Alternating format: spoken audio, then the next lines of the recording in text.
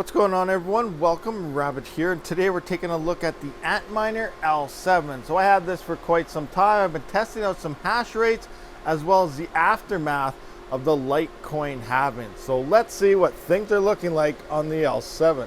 If you are in the market for ASIC miners like this Antminer L7 or Kaspa ASICs or anything for that matter, be sure to check out Coin Mining Central. They did send me out this miner to do all these testing for you guys, and I much appreciate it. Link in the description, and code rabidmining will grant 100 euros off your order from anything in the store. Okay, so it has been 24 hours mining Litecoin now to take a look at some average hash rates, because unminable only shows current hash rate, not averages. So in the dashboard of the Antminer L7, we can see the total average hash rate is about 9.2 gigahash, almost 9.3. But if we go into Litecoin pool, and we are exactly 24 hours right now, it's actually only telling us about 8.8 mega hash on this 9 gigahash version. And here's our current Litecoin that we have mined in hash rate mode for the previous 24 hours. All right, so here we are now in low power mode, and we can see our 24 average hash rate, it has been over 24 hours, was about 6.5 gigahash. And for the past 24 hours, we did mine about 0.145652, and a big long number here of Litecoin. So now I did measure all my power consumptions, what we're using at the wall, as well as current prices of yesterday and today, and we're going to see how much does this actually make in hash rate mode versus low power mode with Litecoin versus what I was doing with Dogecoin, and then see what's better after power between hash rate and low power mode. Okay, so here is some profitability when I was testing this thing out, and here we can see on this side, this is when I was mining Dogecoin. It's LTC when I'm at LTC, so this was on unminable. And for the first 24 hours of day one, I got about 237.9 coins. Day two, I got about 230. Those were both on hash rate mode. And then low power mode, we were about 169.37 on the first day.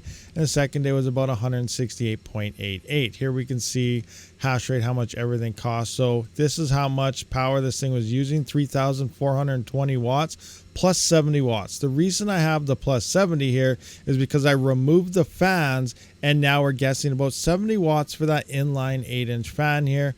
And this is how much the miner was using by itself. So we were around 3,490 watts in hash rate mode, and 2,251 watts plus 70, about 2,321 watts in low power mode. 921 is what it cost me, 11 cents per kilowatt hour in hash rate mode, and $6.12 is what it would cost me in low power mode per day of mining. So coming into mining Doge on unminable, here is how much I made day one, day two, day three, 1659, 1601, 1236, 1215. I have the price of Doge each day that I did get my payout here, and this is how many coins it did take to actually cover my cost. So 131.57 at the price is what it took for that, and then 83.83 coins in low power mode based on this price of Dogecoin.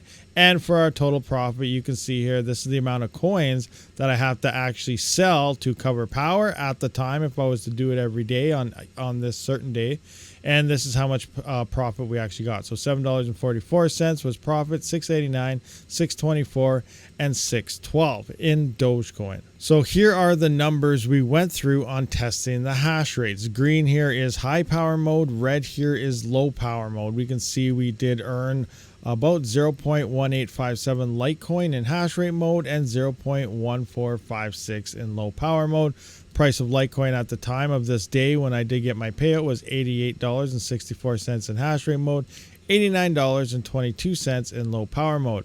That is profits of, or I guess before power costs, of $16.46 that it did mine, and $13 in low power mode. Again, same amount of power being used here and the amount of coins needed for each. When it did come to power mode or hash rate mode here, we did come out with profits of $7.25, where low power mode was $6.88. So we were seeing more profit using hash rate mode versus low power mode. Now let's kind of have a look at the after effects of the Litecoin halving, the aftermath here. So I was keeping track daily. I went back to Dogecoin after I got my average hash rates figured out from using Litecoin pool. Went back to unminable for Dogecoin. We can see day 8. These are all full 24-hour days. we did yield about 240 Doge, and then 232, 192, 216, 245. Now this is the day of the halving. The halving actually happened about half an hour at my test. I reset this every day at 9 o'clock on the dot, and then waited for another 24 hours. And the halving happened at like 9:30 or something my time. So day 14 here coming in, this wasn't a full day with the halving. Like I said, this is another 30 minutes into it. And the day 15 here is a full 24 hours of halving mining. And we can see we went from around, we were pretty much most of the time over 200 Doge, and it did drop down to about 174.55 Dogecoin. So let's kind of look at the profits here after power, and we're starting at day 8 here, which is a few days before the halving. You can clearly see where the halving took place, but we're at $9.48, $6, a little over $9.50, $8, and then bam, we got $4.50, $3.77, $3.71. This is where the full halving took in, and we can see that our profitability is over 50% less. Now, it's not because of the fact that we actually lost a whole bunch of rewards and stuff. We actually had the price of Dogecoin and Litecoin began to kind of fall. Now here we're at 0.077, 0.07779, so on, but down here we're at 0.074, and Litecoin started cratering in price as well right after that. So remember, we're mining Litecoin and Dogecoin, and we were getting paid out in Dogecoin, but due to the fact that we had the halving hit, plus the price of Litecoin was quite a bit lower, then it's swapping that into that Dogecoin, but you're not getting as much because your rewards are dropped, and the price that you're getting, you're buying it with less money as well, just due to the price depreciation. So that is why we're seeing a pretty big drop here, where really in terms of yields, we didn't really go down too much. And in terms of yields, I do want to point it out, but the data I don't have because I had the miner moved from Litecoin pool. But just before I switched it yesterday, I was actually seeing the highest yields yet on Litecoin pool. I was at about 0.194 or something like that here. So, and this day here when I did do this test, this is way before the Litecoin halving. So the yields are still there, but the profitability looks bad because the Litecoin price kind of really sucks right now.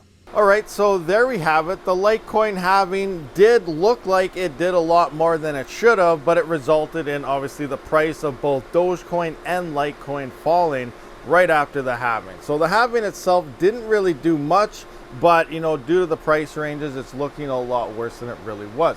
I'm also noticing and getting reports from other people, this is the 9.0 gigahash version, and it seems like to be the worst version out of all the L7s that emerged. The 9.5 even all the way down to the 8.8 seem to be a lot more efficient than this model here. So very interesting on that. I'm curious, what model do you have and how is it performing?